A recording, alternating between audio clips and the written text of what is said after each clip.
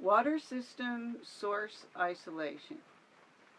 When you have a net zero water system, closed loop system, or even a hybrid system, you've got to manage all the components of your system. I call that integrated water management. You're going to collect water off your roof, possibly off your pavement, possibly off the ground. You're also going to reclaim gray water from your laundry tub and shower. You're going to reclaim black water from your toilet, and some jurisdictions, if you're omnivore, insist that kitchen water is also black water.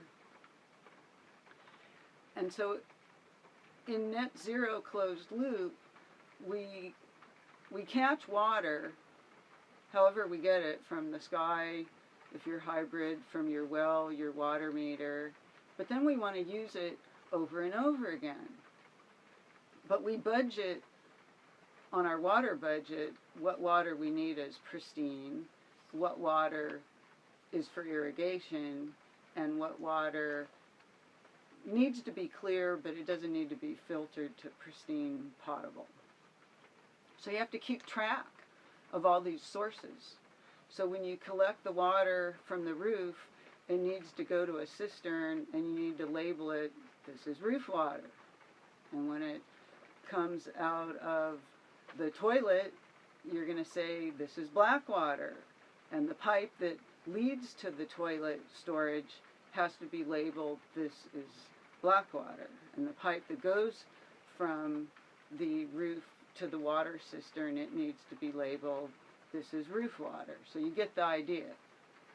For each one of your cistern vessel tanks that catches a particular type of water, you need to label that tank.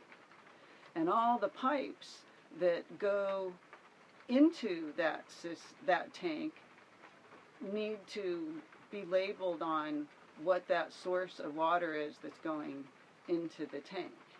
Now after we use water, now it changes. The pristine roof water that came in, that then came through the shower faucet or the hand faucet or the kitchen faucet as potable water, once you use it and it goes down the drain, now it's a different kind of water. It's gray water if it came out of the laundry, the tub, the shower.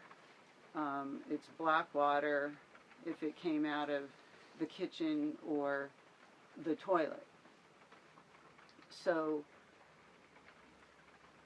when you design your water system for your whole property and you identify all the sources and what water's coming from where, going to where, the tanks have to be labeled, and all the inlet and outlet pipes need to be labeled to keep all the sources identified.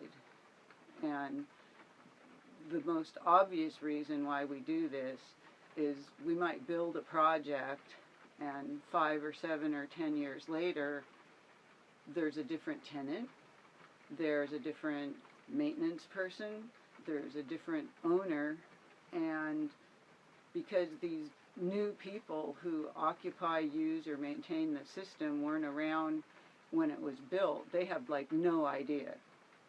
And so that's why for the posterity of the building, it's so important to label all these things.